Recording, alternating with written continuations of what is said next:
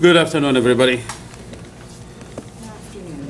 And thank you for Left Firm and for Mr. Stanley that he gave me a call and let me be here today and give some lecture. I'll talk about the Yemen. Can you hear in the back? Yeah. Okay, good. That's some pictures you saw today. It's beauty pictures because it show when we are in a peace. Most of our culture, almost 30 to, I think, 35 historical buildings, they hitting with the bombs of the airstrike and collision of Saudi Arabia. By the way, and the last picture he showed the people administrate in Sana'a. This was, I think, in March 26. That's the year everybody came, millions of people from all the Republic of Yemen to Sana'a to show the Saudi and hold the word. And Mr. Wari, Ban Ki-moon, that's people they don't need Hadi, that's he live in a hotel in Riyadh. And tell them if they need to keep him there, a president, just keep him in Riyadh and give him some piece of there to be there because he's already with his government in Riyadh. They say he's the government for Yemen. Today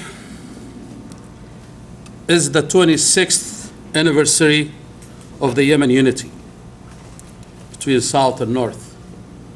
What they try right now to separate it, and they bring army from Emirates, United Arab Emirates, from United States of America. Just this month they have our troops in there from Blackwater, from Ghana, from Colombia, from Sudan, from different countries.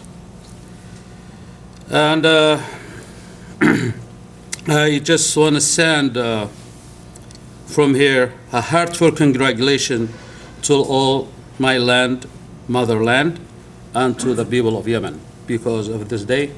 No matter what everybody does, the Yemen is gonna still unity. They like it or they don't like it. We're gonna still celebrate this day, the 26th, the 25th of May every year.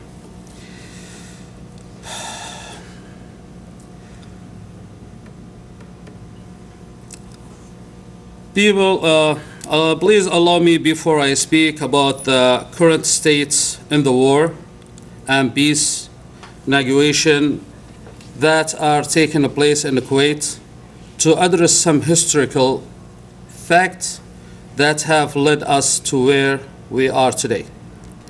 Saudi Arabia for over 50 years has directly dominated the political, social, and cultural scene in Yemen through assembly, very financial system they developed and designed to keep Yemenis political, religious, and tribal leaders under control. In fact, the monarch regime of Saudi Arabia has never constructively helped in any meaningful way to create real economy, social, or additional development in Yemen.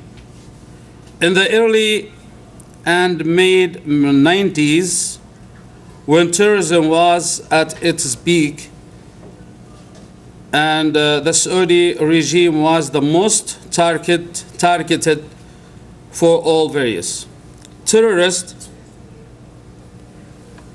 they and the royal family and their colonies and unseen armies among the religious classes of the country dedicated to use the corrupt influence to create safe haven for their radical and terrorism. This is in the 90s when they start have the problem there. They bombing in Khobar. They have to start bombing in Khobar, and they have a bomb in Riyadh, and they start have all this, they start thinking to open schools, different areas, to move all the radicals, the jihadis, they just came back from Afghanistan, and they start giving them a lot of problem to different area. They can control them with the money, and they start open schools in Yemen and other countries. And they have people there to work with them. And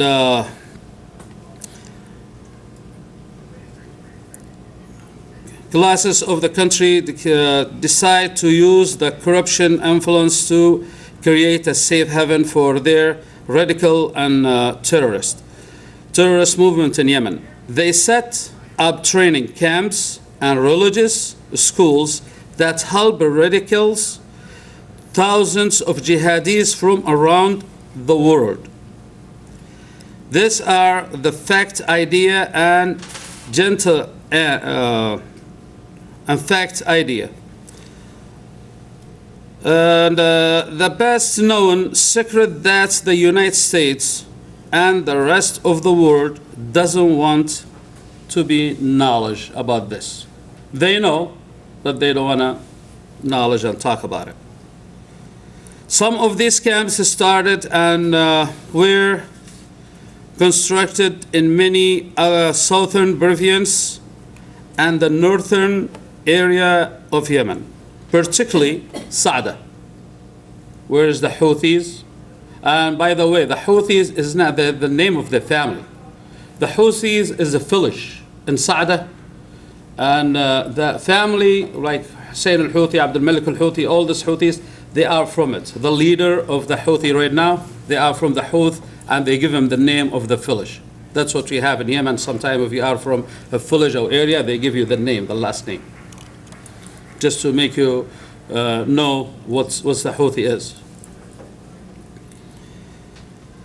The northern areas of Yemen, particularly Sa'da province, which is the heart of the Houthis movement. This camp, according to them, were a response to the growing training camps of jihadis in their province. This, when they start have Sheikh, I forgot his name, he just came from Saudi Arabia. They are like, they kick him out because he's not agree with Saudi Arabia about the 90 war, when the American troops, they go to Saudi Arabia to hit Iraq. He just said no, it's not, he against it. And they just make like something, just go to Yemen and go to Sa'da, open school over there. We're gonna send you all the troops to where you are. And in Sa'da, for this what's happening, we have 6 wars between the government as was and the Houthis. And like what Ali Abdullah Saleh has said, and the government, we don't have a war between the government and the Houthis because what they are following, or they are Shia. They war them because they are trying to make Sa'da a government by herself. They want to separate themselves from the government of the Republic of Yemen. That's why we have 6 wars at that time. The 6th war in the northern province results in hundreds of millions of dollars of destruction of this impoverished province, and thousands of deaths, injured, almost 500,000 disabled people took place, with the full knowledge and both direct and indirect financial and military support of Saudi Arabia. That's mean whatever they are saying right now, they're going to fight in Yemen because Houthi is following Saudi Arabia, following Iran, and they don't want Iran come to the regime area, and all this. All what happened, it's Saudi, they know, and they pay money for all this. And right now, just Mohammed Abdul Salam, he's the speaker of the Houthis, he said everything has happened before last 2014, September 21.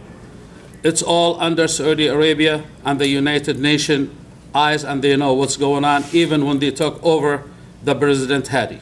When they are going to Sana'a and take over the government, and they move to Aden, to all these other states in Yemen, they know, and they pay money for it. The so-called Arab Spring brought enemies, the Houthis and various Muslim Brotherhood. They was enemies, but in the spring 2011, they came back together to work because they have some knowledge, both of them. Each one is trying to use the other to get to where they want.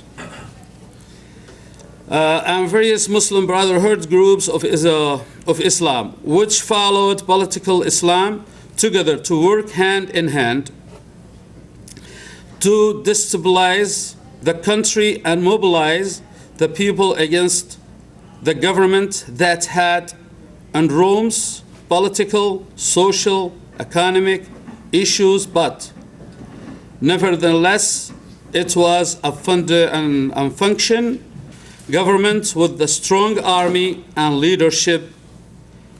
Change was necessary, but not how the branches of political Islam attended. They wanted to control the whole country, which they did. With that, Muslim Brotherhood control the competition between the old enemies, the Houthis and the Muslim Brotherhood started, and Saudi Arabia, of course, has its hands in it. The Houthis saw an opportunity to expand politically and military, which they did. And this is where we are today. The status of the internal conflict is between these two rivals, and everything else follows. The Iranian influence in Yemen is more rhetoric than real organized support. Since the beginning of the war, there has not been any evidence of any military presence in Yemen, even a plot. Even what? A plot. Plot? A plot. Bullet, I'm sorry. Bullet. They don't find anything from Iran in Yemen. They don't find anything, no military, no weapons, nothing under name of Iran. That's mean the reason they are coming to there to fight Yemen and to killing the civilians and to destroy the country. And 14 months till today, they are just keeping hitting us with all the kind of new weapons from all the world. Every day they have new agreement to buy weapons from United States, from England, from France, from Italy, from Russia, from all over, and all the world. They are just silent about this. They don't find anything there is name in Iran. Iran, maybe they talk because they want to use it, but really they're not there. And we are in Yemen. We're not going to accept nobody, not Iran, not Saudi Arabia, not any others. No matter how long they're going to stay there, in the end they're going to leave, no matter what. The United States has sadly supported this aggression and war against Yemen, and it is a people, in effect, without the political and military backing of the United States, Saudi Arabia would not have launched an war. According to Mr. Michel Brendan Dougherty in his May 19, 2006 Newsweek article entitled Obama's Odious War in Yemen, he states that Obama claimed to extraction the United States from the conflict is false. He claimed that Obama just his month added troops in Yemen. All the while, Providence logistical aid to the Saudi and has also been using drone strikes to help them. Mr. Dougherty also states the air campaign in Yemen has bombed refugee camps and hospitals and weddings and roads, bridge and everything for life, everything. And we hope for the United States to play a constructive major role in getting all the Yemen parties to meet for an unconditional dialogue on one hand, and on the other hand to have the serious dialogue between Yemen and Saudi Arabia. There is obvious internal conflict that has been aided and supported by Saudi Arabia and its war in Yemen. I hope we gonna have peace, but not like what they're asking us to bring Hadi back to Yemen to be president. I don't believe so, and we not accept it. I have my family. My mom, she has my sisters, and this I'm talking about myself. People, they live in there, they have already something in their mind about the bombing, and I don't think I'm gonna see someone walk around, and he came again to the Yemen, and I have my 6 or 7 children and my wife and my house is they died because the bombs, and he called people to, until now, he just keep on saying, hitting Yemen till when they raise the white flag. I'm gonna say, from here, I am a Yemeni-American. We were not gonna raise this flag, and we're gonna stand, fight, no matter who come into our land with the way they like. We're gonna send them back to their home with my people like. Thank you, and have a great day.